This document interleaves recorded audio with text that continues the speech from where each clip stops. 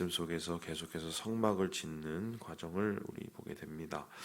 오늘 성막을 짓는 이 과정 속에서 특별히 제사장의 이 옷을 만드는 에봇이라고 하죠. 에봇과 그 에봇 위에 입는 흉패를 만드는 과정이 성경 39장에 나타나 있습니다. 그런데 이건 역시 앞에서 우리가 쭉 계속 보아왔던 이 말씀을 반복해하고 있는 것인데요. 이 성경의 28장에 나오는 부분을 거의 축소 요약할 정도로 복사해서 붙여넣는 그 수준으로 지금 반복해서 기록되어 있습니다. 이 반복돼서 기록되었던 것은 단순히 이 말씀을 그냥 반복해서 읽으라는 소리가 아니라 이스라엘 백성이 하나님께서 말씀하신 대로 그대로 순종하고 준행했다는 것을 의미를 합니다. 그래서 우리의 삶 속에서도 동일하게 하나님의 말씀, 하나님이 원하시는 삶을 우리가 순종하며 사는 것이 얼마나 중요하다. 이것을 오늘 말씀에서도 우리는 다시 한번 볼 수 있게 되는 것입니다. 그런데 오늘 우리가 말씀을 보면서 특별히 이 제사장의 옷을 보면서 우리가 다시 한번 마음에 새겨야 될 또 부분이 몇 가지가 있습니다. 먼저 지금 에봇에 대한 얘기가 나옵니다. 우리 함께 우리 2절의 말씀을 같이 한번 읽어보도록 하겠습니다. 2절입니다. 시작. 그는 또 금실과 청색, 자색, 홍색 실과 가늘게 꼰 배실로 에봇을 만들었으되 지금 보니까 금실, 청색, 자색, 홍색 실과 배실로 제사장의 옷을 만들었다, 에봇을 만들었다라고 얘기합니다. 그런데 이 에봇을 만드는 재료부터 시작을 해서 이 3절을 보면은 섞어서 정교하게 짜고, 그러니까 당시의 기술로 최고의 옷을 만든 겁니다. 요즘에 이 TV를 보면 이제 틈틈이 올라오는 그 광고들이 있어요. 여러분 보시는지 모르겠지만 요즘에 어떤 광고를 좀 보십니까? 명품이라고 하죠. 예, 가방, 옷, 이런 명품을 이제 백화점이 아니라 집에서 인터넷으로 싸게 사라, 그런 업체들이 이제 몇 군데가 경쟁하듯이 요즘에 나와서 이제 광고를 합니다. 그런데 그게 수준이 뭐냐면 인터넷에 짝퉁이 많은데 우리 사이트에서 사면은 싸게 명품을 진짜를 구입할 수 있다. 이런 식의 광고들이 많이 나와요. 왜냐하면 이 명품 소비가 엄청 늘고 있지요. 아니 돈 없다고 그러면서 무슨 명품이냐. 이게 이런 건데 코로나 때문에 돌아다니질 못하고 돈을 예전보다 잘 쓰지 못하니까 이 사람들이 이제 지른단 말입니다. 이게 무슨 지름신이라고 그러죠. 이 지름신이 강림을 하며 소위 말해서 나도 이거 한번 해보고 싶은 거로 그냥 무리를 해서 하지요. 그리고 참 요즘에 신기한 게 그 청년들 중에 제가 어렸을 때에 도대체 상상할 수도 없는 무슨 BMW나 벤츠나 이런 스포츠카를 몰고 다니시는 분들이 있습니다. 그 주변에서도 보시죠. 여기 옆에 빌라에서도 거의 2억이 넘는 그 스포츠카를 모시는 분이 있어요. 근데 저게 뭐지 하면 요즘에 세태가 좀 변했다면서요. 내가 어차피 집은 못 사니까 차라도 좋은 거 타고 다니자, 이런 게 있대요. 그래서 이 명품에 대한 생각들이 젊은이들 사이에서 굉장히 이제 번지고 있는 게 사실인 것 같은데, 지금 이 제사장의 입은 옷은, 제사장에게 짰던 그 기술은 이 당시의 최고의 기술과 당시의 최고의 품질을 자랑하는 명품 중에 명품을 만드는 거죠.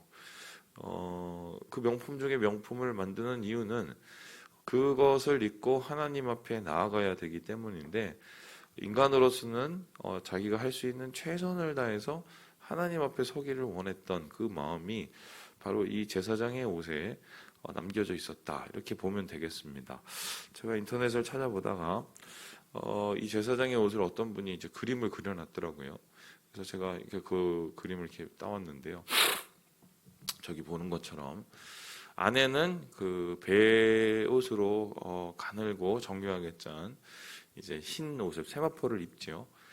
그리고는 그 위에다가 이제 흉패와 또 이 파란 천으로 된 이 옷과 또 앞에 또 여러 가지의 또 보석을 담은 그것을 또 지금 달고 그리고 저 바닥에 보았더니 저기에 온통 뭐가 있습니까?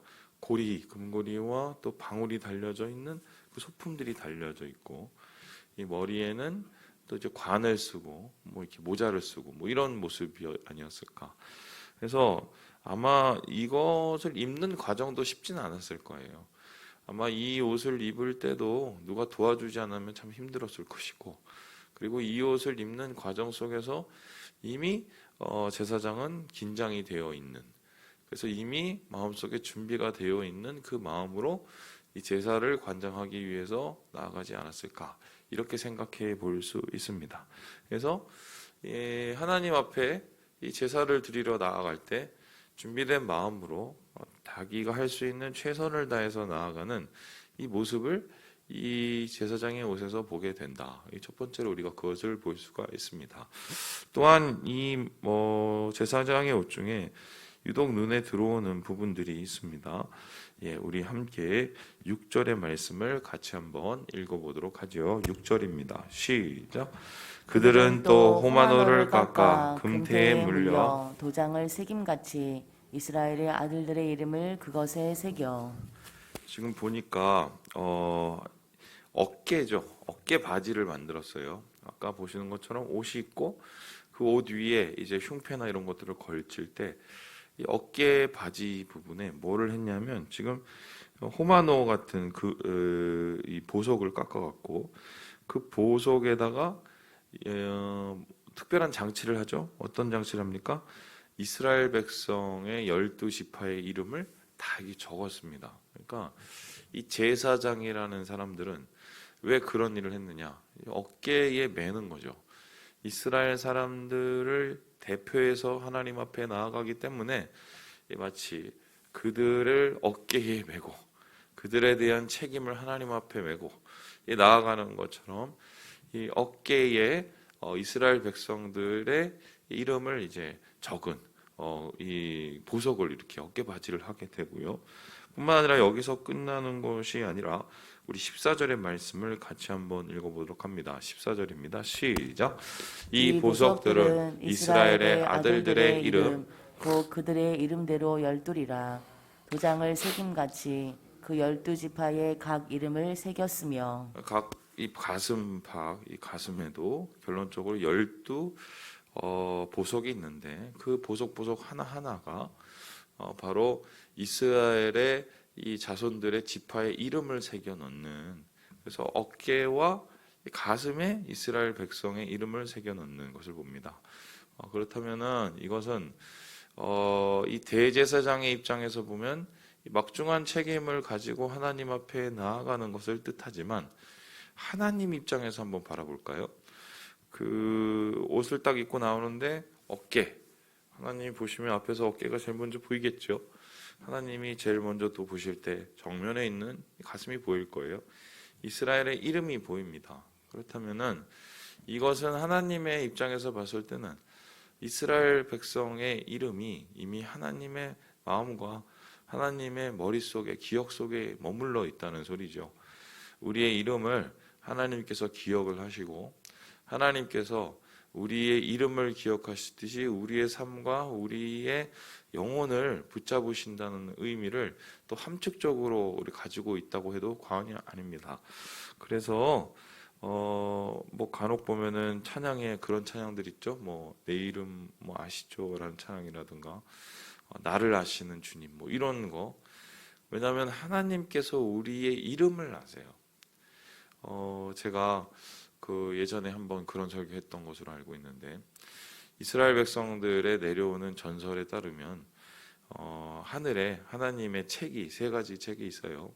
생명부, 생명책이 있고 또 우리의 죄와 이런 삶을 기록하는 책이 있고 또 우리의 모든 것을 기록해 놓은 또 이제 다른 책이 있고 그러는데 그 생명책, 우리의 이름을 기록해 놓은 그 생명책은 하나님께서 만드신 사람들, 하나님께서 창조하신 사람들을 마치 뭐 들판에 내 던져놓은 무슨 그 가시나무처럼 하나님이 버려두시는 것이 아니라 한 생명을 기억하시고 소중히 여기시고 그 생명을 구원하시기 원하시는 하나님의 마음이 들어져 있는 겁니다.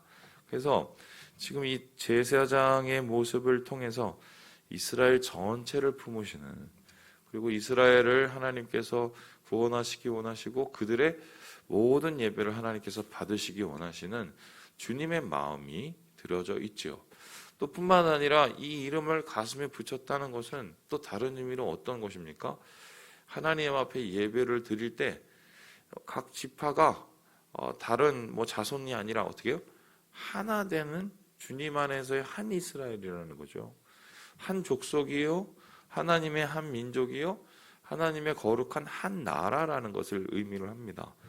그러니까 우리가 예배를 드릴 때 제 따로 나 따로, 그리고 무슨 전라도, 경상도, 충청도, 강원도 이럴 게 아니라는 거예요. 미국에도 가면 이 지방색이 있어요. 예. 특히 이제 옛날에 이제 남북 정쟁하고 나서 남부하고 북부는 모르겠어요. 지역 감정이 있는 것까지는 모르겠는데 하여튼 지방색이 있습니다. 그리고 그 언어도 좀 달라요. 이 방언이 있어요. 그 이렇게 사투리가 있어요. 근데 우리나라처럼 막 적대시하고 말이죠. 깽깽이라고 표현하나요? 그리고 또 경상도 사람 뭐라 그러죠? 하여튼 그렇진 않아요. 그렇진 않아요. 왜 교회 안에서 그런 거를 따지는지 저는 예전부터 진짜 잘 모르겠고, 심지어 어느 교회는 제가 이건 진짜 실화인데 목사님을 선발하는 기준이 자기들이 의도한 지역이어야 돼요. 그런 교회도 있어요. 예. 아니 뭐 이유는 알겠는데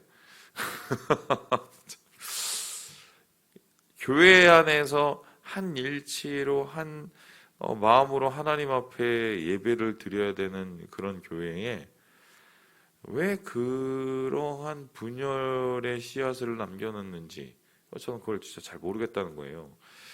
이게 진짜 싫어요. 그 교회 그 목사님 청빙하는 신문 기사에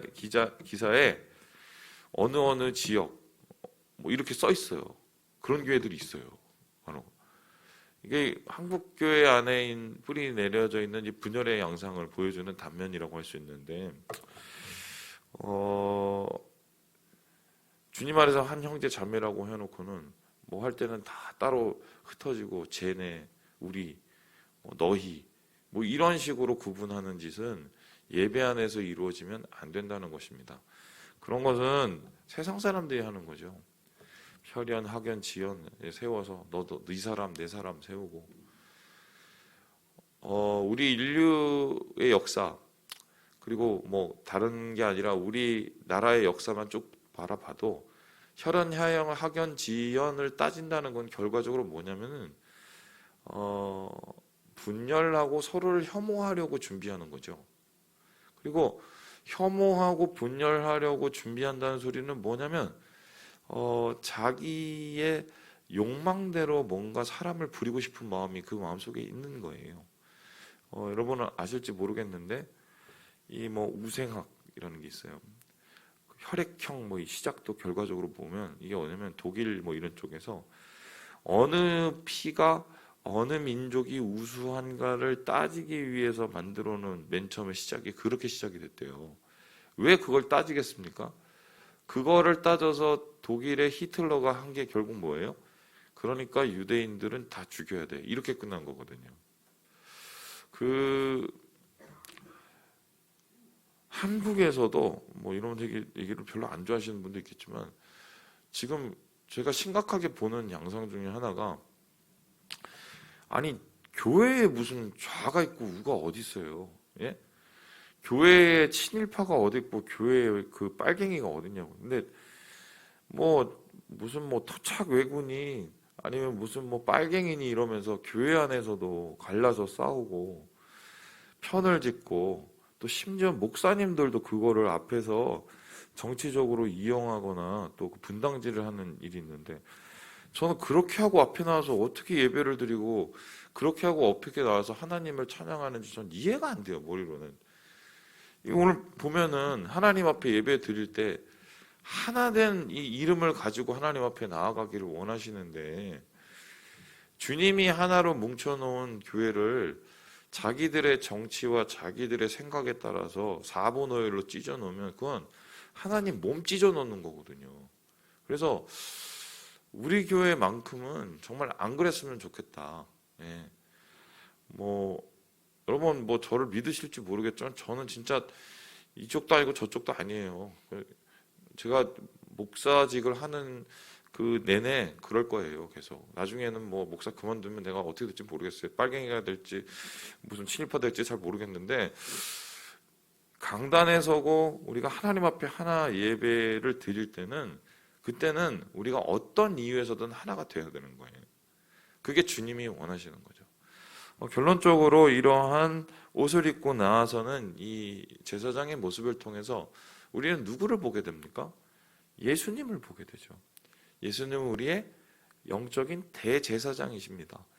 우리의 죄를 대신 지시고 주님과의 만남의 장을 여시기 위해서 오르신 그 십자가의 길을 우리가 바라보죠. 거기에 무슨 유대인이 있고 이방인이 있었습니까? 거기에 무슨 좌가 있고 우가 있었어요? 주님은 우리 모두를 위해서 죽으셨고, 모두를 대신해서 예배의 길을 여셨고, 모두를 위해서 피를 흘리시고 마지막까지 우리를 위해서 모든 것을 쏟아놓으신 분이 바로 대제사장이신 예수 그리스도 아니십니까? 말씀을 마칩니다. 우리 형제 자매 여러분, 최선을 다해서 하나님 앞에 준비됨으로 예배해야 되고요. 우리가 하나 돼서 주님 앞에 서야 되고요. 또한 하나님이 우리의 이름을 기억하신다는 사실을 아시고, 오늘 주님 안에서 주님이 원하시는 예배자로 서셔서 하나님 앞에 함께 나아가시는 우리 호원삼일 가족 되시길 주님의 이름으로 축원합니다.